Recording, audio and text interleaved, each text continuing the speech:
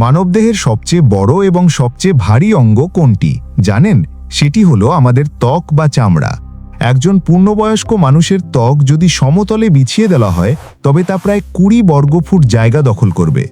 এটি শুধু আমাদের শরীরকে ঢেকে রাখা কোনো কাপড় নয়, এটি একটি দুর্ভেদ্য দুর্গ যা বাইরের জীবাণু, তাপ এবং আঘাত থেকে ভেতরের অঙ্গগুলোকে বাঁচিয়ে রাখে। গঠনগতভাবে আমাদের ত্বককে প্রধানত 3টি স্তরে ভাগ করা যায়: এপিডার্মিস, ডার্মিস এবং হাইপোডার্মিস। চলুন গভীরে যাওয়া যাক। একদম ওপরের স্তরটির নাম এপিডার্মিস। এটি ত্বকের সেই অংশ যা আমরা বাইরে থেকে দেখি এবং স্পর্শ করি। অবাক করা বিষয় হলো এপিডার্মিসে কোনো রক্তনালী থাকে না। এটি নিচের স্তর থেকে অক্সিজেন এবং পুষ্টি শোষণ করে বেঁচে থাকে। এপিডার্মিসের একদম ওপরের অংশটি তৈরি হয় মৃত কোষ দিয়ে। একে বলা হয় স্ট্র্যাটাম কর্নিয়াম। এটি আমাদের ওয়াটারপ্রুফ জ্যাকেটের মতো কাজ করে। প্রতি মিনিটে আমাদের শরীর থেকে প্রায় 30 থেকে 40 হাজার মৃত চামড়ার কোষ ঝরে পড়ে। আপনার ঘরের ধুলোর বড় একটা অংশই আসলে আপনার মৃত চামড়া। ওপরের চামড়া ঝরে গেলে কি হবে? এপিডার্মিসের নিচে অনবরত নতুন কোষ জন্ম নিচ্ছে এবং ওপরের দিকে উঠে আসছে। মাত্র 28 দিনে আপনি সম্পূর্ণ নতুন চামড়া পান। এপিডার্মিসের গভীরে থাকে এক বিশেষ ধরনের কোষ যার নাম মেলানোসাইট। এটি আমাদের ত্বকের রঙের জন্য দায়ী। এই কোষগুলো মেলানিন নামক এক ধরনের রঞ্জক পদার্থ তৈরি করে। যার শরীরে মেলানিন যত বেশি, তার গায়ের রং তত শ্যামলা বা কালো।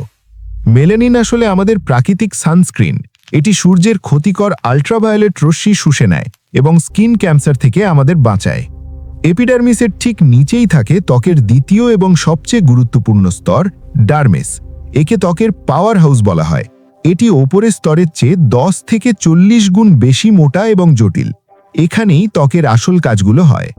ডার্মিসের প্রধান উপাদান হলো কোলাজেন ফাইবার। এটি চামড়াকে মজবুত এবং টানটান রাখে, অনেকটা বিল্ডিংয়ের রডের মতো। আর থাকে ইলাস্টিন। এটি রাবারের মতো কাজ করে। আপনি গাল টানলে বা হাসলে চামড়া যে আবার আগের জায়গায় ফিরে আসে, তাই ইলাস্টিনের জন্য। ডার্মিস স্তরেই থাকে রক্তনালীর বিশাল নেটওয়ার্ক। এগুলো ত্বকে পুষ্টি যোগায় এবং তাপমাত্রা নিয়ন্ত্রণ করে। গরম লাগলে এই রক্তনালীগুলো প্রসারিত হয়ে শরীরের তাপ বের করে দেয়, আবার শীতে সংকুচিত হয়ে তাপ ধরে রাখে। ডার্মিস স্তরের আরেকটি বিস্ময়কর উপাদান হলো স্নায়ু বা নার্ভ এন্ডিং। এর কারণেই আমরা স্পর্শ অনুভব করতে পারি। কিছু সেন্সর খুব হালকা স্পর্শ বোঝে, যেমন পালকের ছোঁয়া। আবার কিছু সেন্সর ব্যথা বা আঘাতের সংকেত মস্তিষ্কে পাঠায়, যাতে আমরা সতর্ক হতে পারি। এমনকি গরম বা ঠান্ডার অনুভূতি বোঝার জন্য আলাদা আলাদা সেন্সর মহান সৃষ্টিকর্তা এখানে সেট করে দিয়েছেন। আমাদের শরীরের লোম বা চুলের গোড়াও থাকে এই ডার্মিস স্তরে। একে বলা হয় হেয়ার ফলিকল। প্রতিটি লোমকূপের সাথে যুক্ত থাকে ছোট একটি থলি, যাকে সেবাসিয়াস গ্ল্যান্ড বলে। এটি থেকে সেবাম বা প্রাকৃতিক তেল বের হয়। এই তেল আমাদের ত্বককে নরম রাখে এবং ওয়াটারপ্রুফ করে। যাদের এই তেল কম তৈরি হয় তাদের ত্বক শুষ্ক বা ড্রাই হয়ে যায়। তবে অতিরিক্ত তেল এবং ধুলোবালি জমে লোমকূপ বন্ধ হয়ে গেলে সেখানে ব্রণ বা পিম্পল তৈরি হয়। লোমকূপের সাথে ছোট ছোট পেশি লাগানো থাকে। ভয় পেলে বা শীত করলে এই পেশি সংকুচিত হয় এবং লোম দাঁড়িয়ে যায়। একেই আমরা গায়ে কাটা দেওয়া বলি। ডার্মিসে আরও থাকে ঘাম গ্রন্থি বা সোয়েট গ্ল্যান্ড। এগুলো শরীরের এসি হিসেবে কাজ করে। শরীর অতিরিক্ত গরম হয়ে গেলে এই গ্রন্থি থেকে পানি বের হয়, যা বাষ্প হয়ে উড়ে যাওয়ার সময় শরীরকে ঠান্ডা করে। ডার্মিসের নিচে থাকে ত্বকের তৃতীয় এবং শেষ স্তর, হাইপোডার্মিস বা সাবকিউটেনিয়াস লেয়ার। এই স্তরটি মূলত চর্বি বা ফ্যাট সেল এবং কানেকটিভ টিস্যু দিয়ে তৈরি। এটি শরীরের কুশন হিসেবে কাজ করে। বাইরে থেকে কোনো আঘাত বা ধাক্কা লাগলে এই চর্বির স্তর তা শুষে নেয়, যাতে ভেতরের হাড় বা মাংসপেশি ক্ষতিগ্রস্ত না হয়। হাইপোডার্মিস আমাদের শরীরের ইনসুলেটর বা কম্বল হিসেবে কাজ করে। এটি শরীরের তাপ ধরে রাখে, যাতে শীতে আমরা জমে না যাই। এছাড়াও এটি শরীরের জমানো ব্যাটারি। আমরা যখন দীর্ঘক্ষণ না খেয়ে থাকি, তখন শরীর এই চর্বি ভেঙে শক্তি উৎপাদন করে। এই স্তরটি আমাদের চামড়াকে নিচের মাংসপেশি এবং হাড়ের সাথে আলগাভাবে আটকে রাখে, যাতে আমরা নড়াচড়া করতে পারি। মজার ব্যাপার হলো আমাদের সারা শরীরের চামড়া সমান পুরু নয়। চোখের পাতার চামড়া সবচেয়ে পাতলা, আর পায়ের গোড়ালির চামড়া সবচেয়ে মোটা। হাতের আঙুলের ডগায় ডার্মিস এবং এপিডার্মিস মিলে বিশেষ ভাঁজ তৈরি করে, যা আমাদের ফিঙ্গারপ্রিন্ট। মহান সৃষ্টিকর্তা প্রত্যেকের ফিঙ্গারপ্রিন্ট ভিন্ন ভিন্ন দিয়েছেন। ত্বকের আরেকটি জাদুকরী কাজ হলো ভিটামিন ডি তৈরি করা। সূর্যের আলো পড়লে ত্বকের কোলেস্টেরল ভেঙে ভিটামিন ডি তৈরি হয়, যা হাড় মজবুত করে। ত্বক কেটে গেলে কি হয়? শরীর সাথে সাথে তার নিজস্ব মেরামতি দল বা এমার্জেন্সি টিম পাঠিয়ে দেয়।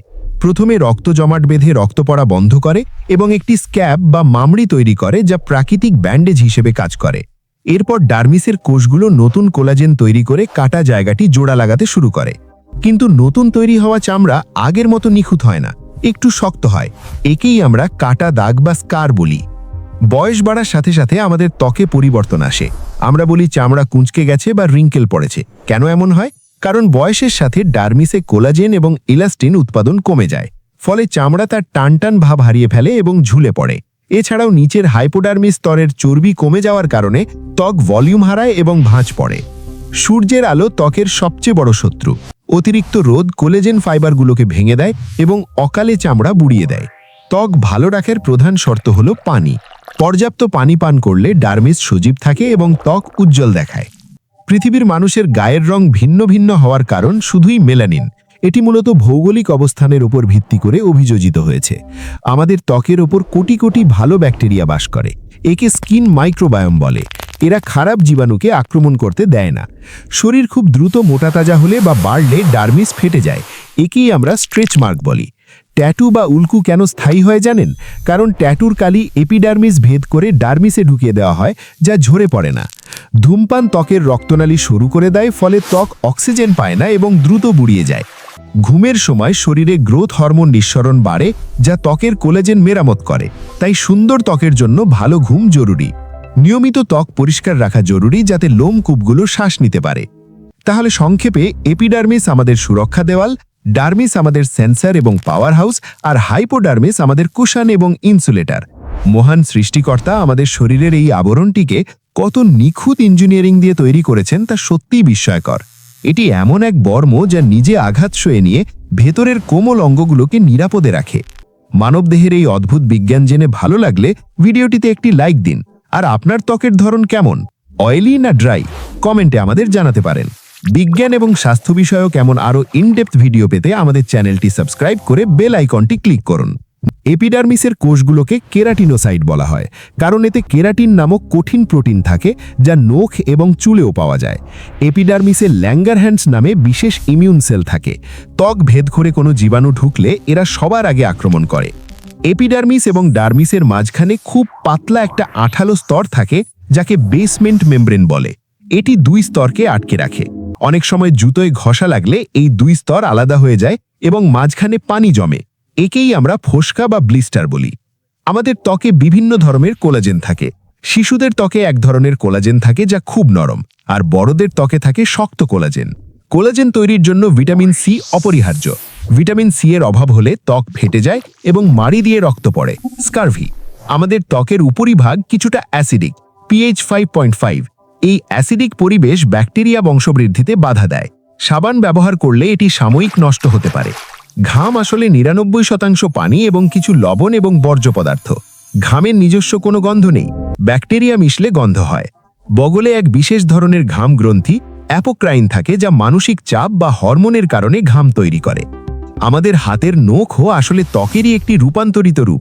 এটি ডার্মিসের গভীরে থাকা রুট বা ম্যাট্রিক্স থেকে তৈরি হয়।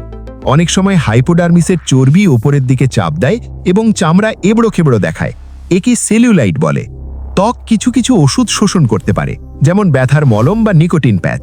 এগুলো ত্বক ভেদ করে রক্তে মিশে যায়। আমরা পানিতে নামলে কেন গলে যাই না কেন? কারণ আমাদের ত্বকের কেরাটিন এবং তেল মিলে একটি পারফেক্ট ওয়াটারপ্রুফ ব্যারিয়ার তৈরি করে।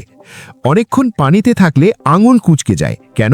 এটি আসলে নার্ভাস সিস্টেমের কাজ, যাতে ভেজা অবস্থায় আমরা কোনো কিছু শক্ত করে ধরতে পারি। সমস্ত ত্বক একসাথে ওজন করলে প্রায় 4 থেকে 5 কেজি হবে, যা আমাদের মস্তিষ্কের ওজনের প্রায় 3 গুণ। শীতকালে মাথা এবং হাত দিয়ে সবচেয়ে বেশি তাপ বেরিয়ে যায়, কারণ এখানে রক্তনালীগুলো খুব কাছে থাকে। আমাদের আঙুলের ডগা পিঠের চামড়ার থেকে অনেক বেশি সংবেদনশীল, কারণ আঙুলের নার্ভ সেন্সর অনেক বেশি থাকে। এক্সিমা বা সোরায়াসিস হলো যখন ইমিউন সিস্টেম ভুল করে ত্বকের কোষগুলোকে আক্রমণ করে, ফলে চামড়া লাল হয়ে যায় এবং চুলকায়। রাত 1টা থেকে 3টের মধ্যে আমাদের ত্বকের কোষ বিভাজন সবচেয়ে দ্রুত হয়, তাই একে গোল্ডেন আওয়ার বলা হয়। অতিরিক্ত চিনি খেলে সেটা কোলাজেনের সাথে মিশে তাকে শক্ত এবং ভঙ্গুর করে দেয়। একে গ্লাইকেশন বলে, যা চামড়া দ্রুত বুড়িয়ে যায়। দুশ্চিন্তা করলে কর্টিসল হরমোন বাড়ে, যা তেল গ্রন্থিকে উদ্দীপিত করে। এজন্যই পরীক্ষার আগে বা টেনশনে মুখে ব্রণ ওঠে। মাঝে মাঝে ঠান্ডা পানিতে গোসল করলে ত্বকের রক্ত সঞ্চালন বাড়ে এবং পোর্সগুলো টাইট রাখে। মুখে ম্যাসাজ করলে লিম্ফ্যাটিক ড্রেনেজ ভালো হয়, ফলে মুখের ফোলাভাব কমে এবং উজ্জ্বলতা বাড়ে।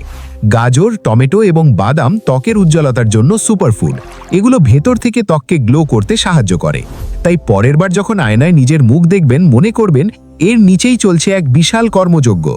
এই অসাধারণ সুরক্ষা কবচটির জন্য মহান সৃষ্টিকর্তার প্রতি কৃতজ্ঞতা প্রকাশ করা উচিত। ভিডিওটি ভালো লাগলে লাইক দিয়ে আমাদের উৎসাহিত করুন এবং শেয়ার করুন, যাতে সবাই নিজের শরীরের যত্ন নিতে পারে। ভালো থাকুন। আল্লাহ হাফেজ।